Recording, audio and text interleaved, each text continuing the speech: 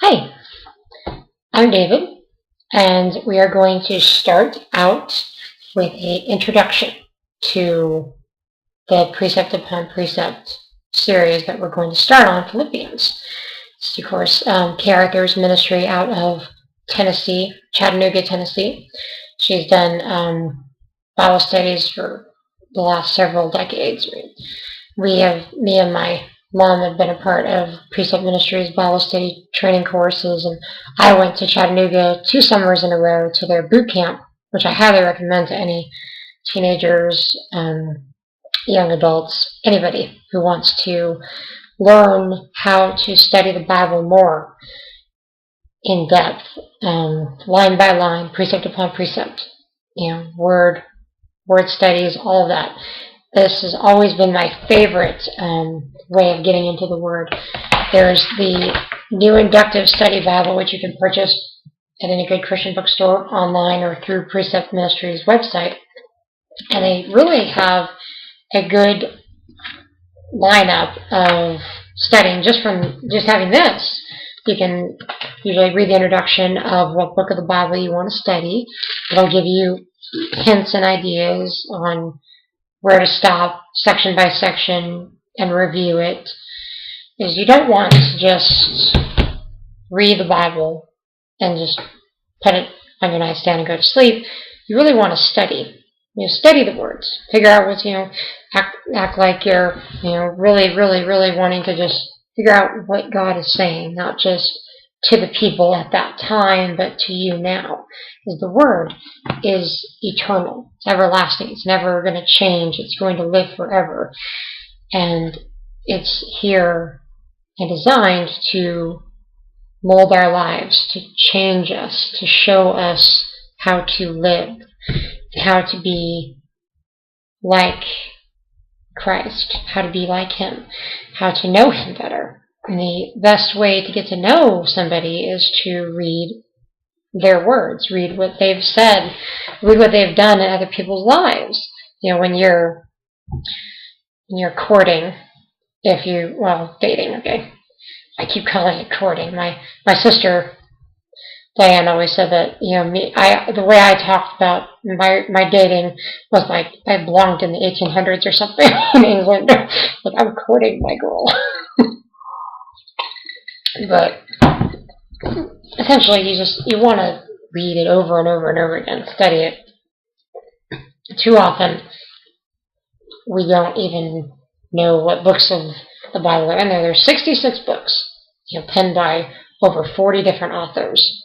You got shepherds, kings, priests, fishermen, doctors, all different kinds of people that wrote the Word. There's even a few Gentiles in here that are non-Jewish writers, like the chapter in Daniel, chapter 5 or 6, it talks from the words of King Nebuchadnezzar. It's fascinating when you really, really start to look into everything. I love the precept studies, as I've already said, because if you order, which we're going to do, is Precept Upon Precept, we're going to start the book of Philippians, how to have joy. But you don't have to go out and purchase this if you don't want to. I'm going to try to read through it and lead you along the way. You can go online, BibleGateway.com or whatever source you want, and print off the text. Try to go with the New American Standard Version, just because that is what Character uses. And that's whose study we're going to be studying out of her book, her material, and everything that has gone into, all the work that she's put into it to help us to understand. Now, this particular section is got 16 weeks of lessons. So it's kind of like school, but it's not. It's the Word of God. But they do want you to, read through the lessons and do them, week by week, each day. Don't try to do more in one day. And if you miss a day, you miss a day. Just pick up where you left off. It really is not too much trouble, really. As long as you just find time. And, I am the worst at finding time these days, especially as, stay-at-home dad and then cashier at night at Lowe's during the nights and weekends. I can get very overwhelmed with everything that I've got to do. You wake up in the morning, you got to get the babies out of bed, get the preschooler ready for school, try to take care of feeding them, get them breakfast, and get dressed, and by the time you rush them off to school and come back, you're kind of tired, and you got to clean up the house, and at the end of the day, you're going to work. It's like, it never ends. Even tonight, just got home, and I was like, well, you know what? I'm going to turn 30 on Sunday. Yeah, I know everyone's like, oh, big deal. 30? It's a milestone.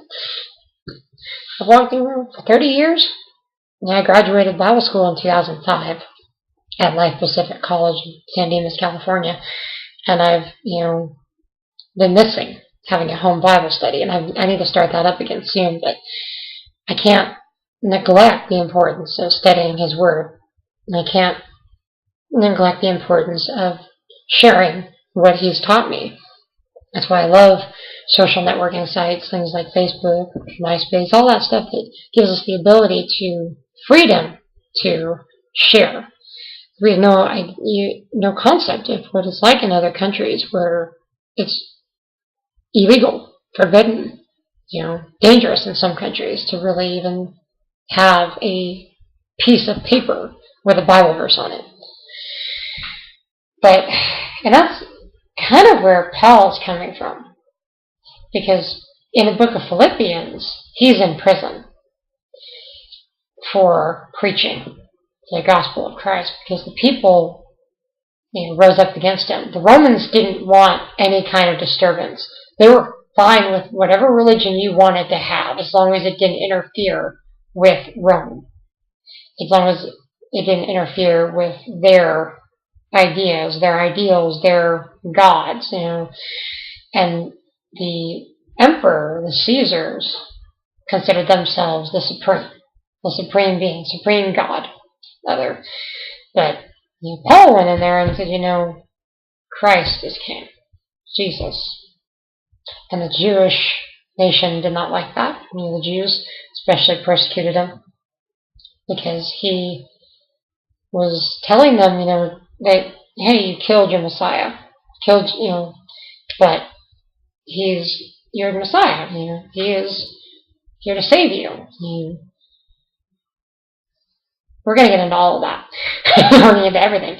The main thing here, though, tonight is, and I'll wrap this up real quick, just lesson 1 will begin my next session. The book of Philippians is in the New Testament. You can generally just go to the table of contents to get an idea of where you're looking. And it's always important to look over the table of contents and just remind yourselves what books are in the Bible, what's in the Old Testament, what's in the New Testament. I think that tabs are the greatest thing. I don't have any in this particular Bible. But the New Testament has, of course, the Gospels, Matthew, Mark, Luke, and John. Then you have the book of Acts. And you start getting into Paul's letters, which, Romans, Ephesians, Philippians, Colossians, so forth. You got Corinthians, all those good books. Paul's letters cover different areas, and Philippians itself is about how to have joy in the midst of the toughest circumstances, no matter what you are going through. So I'm going to get better at doing this as I go, I hope. And doing it in front of the computer is making me nervous enough. But I need to do it more in front of people if I'm going to be the minister that I feel called to be. If I'm going to be the Bible student that I feel called to be. So you don't need to rush out and buy this. You can go online and order it. Amazon.com or go to Precept Ministries. Probably be the easiest way. Just go to their website or call them up. And we'll just go through. We'll start lesson 1, day 1 next. We're just overview. Anyway.